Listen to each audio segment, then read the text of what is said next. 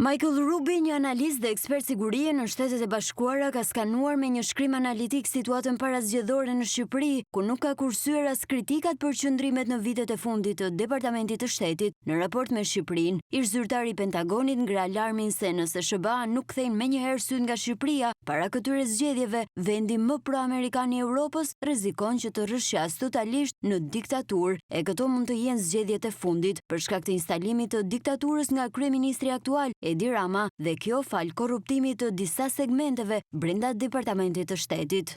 Më 11 maj 2025 shqiptarët do t'u drejtohen kutive të votimit për të zgjedhur një parlament të ri. Nëse kryeministri Edi Rama, kreu i Partisë Socialiste të Shqipërisë, ja del mban, kjo mund të jetë hera e fundit që ndodh një gjë e tillë në këtë vend ballkanik. Ajo që dikur ishte një model për tranzicionin post-komunist, tani rrezikon sërish të rrëshqasë drejt diktaturës.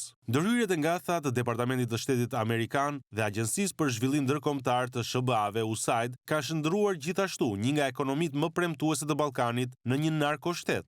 Pasi bën një panoramë të ngritjes së vendit pas rënjes së diktaturës dhe rolit thelbësor të Sali Berishës, Rubin skanon qëndrimet pro-amerikane të Shqipërisë dhe zhvillimin e vendit gjatë qeverisjes së Partisë Demokratike.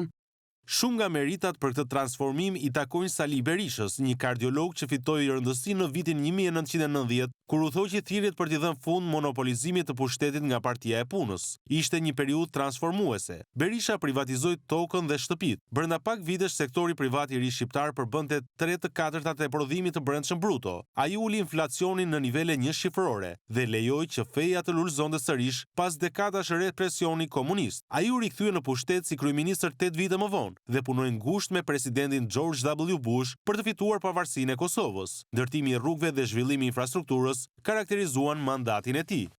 Ndërsa vlerëson liderin e opozitës Sali Berisha për zhvillimin e vendit dhe forcimin e demokracisë, kryeministrin Edi Rama, Michael Rubin e cilëson si tradhtar të demokracisë.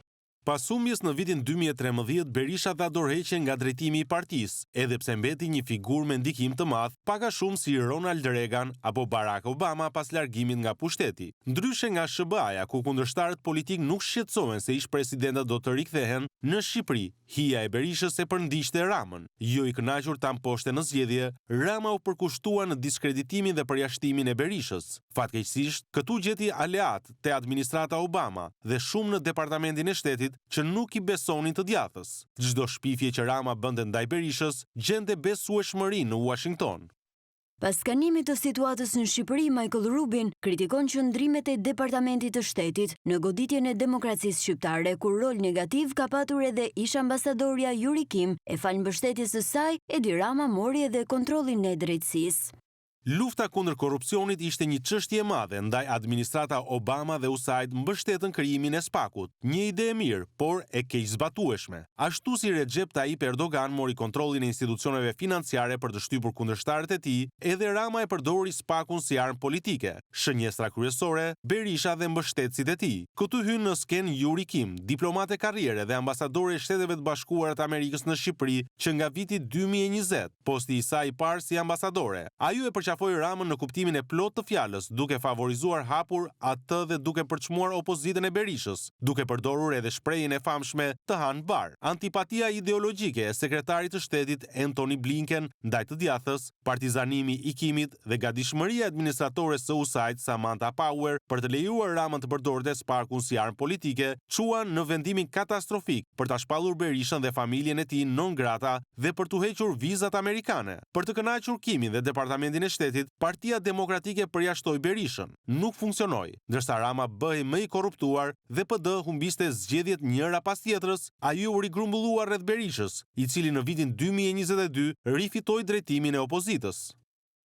Ish zyrtari i Pentagonit sugjeron reagim të menjëhershëm nga SBA për situatën në Shqipëri, pasi sipas tij, më 11 maj mund të jenë zgjedhjet e fundit në Shqipëri, pasi vendi mund të kalojë plotësisht në diktaturë.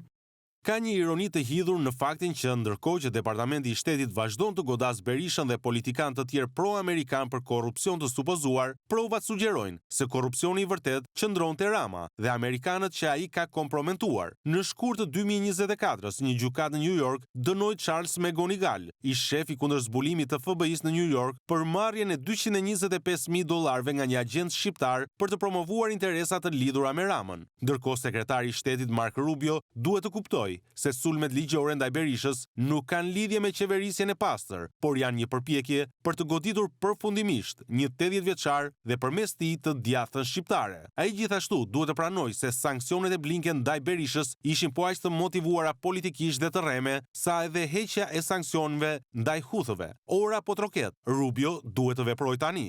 Qëndrimin e SBA-ve në raport me Shqipërinë, Michael Rubin e krahason me Zimbabwe, Turqinë dhe Panaman, e para është Zimbabwe, ku administrata Carter për arsye ideologjike mbështeti Robert Mugabe, shumë kohë pasi ishte e qartë se retorika e tij majtiste kishte të bënte më shumë me konsolidimin e diktaturës se sa me drejtësinë sociale. E dyta është Turqia, ku ambasador të ndryshëm u përqendruar në marrëdhëniet personale me Erdoganin në vend të mbrojtjes së demokracisë, duke i dhënë Erdoganit idenë se mund të shtypte kundërshtarët pa pasoja. Në Turqi u shënjestruan Demirtash, Kavala dhe Imamoglu. Në Shqipëri, Berisha, ish-ministri mbrojtjes Mediu, kryetari i zgjedhur Beleri dhe ish-zëvendës kryeministri Ahmetaj. E treta është Panama, ku Rama po shndrohet në ekuivalentin ballkanik të Roger Noriega. Jo vetëm që ai ka kthyer Shqipërinë në një qendër të trafikut të kokainës dhe opiumit nga Turqia në Europë, por vendimi i tij për të legalizuar kultivimin e kanabisit ka përmbysur bujqësinë shqiptare. Sot shqiptarët flasin hapur për marijuanizimin e ekonomisë. Zhvillimi i pasurive të paluajtshme, një sektor ku janë përfshirë si Alex Soros ashtu edhe Jared Kushner, është kthyer në një qendër të pastrimit të parave pasi shpenzohen $800 milion për projekte që deklarojnë si investime prej 4 miliardësh. Nuk ka akuza ndaj Soros apo Kushner, të dy bëjnë verifikime të forta dhe e dinë që janë në vëzhgim, por tregu imobiliar në Shqipëri është kthyer në perëndimin e egër.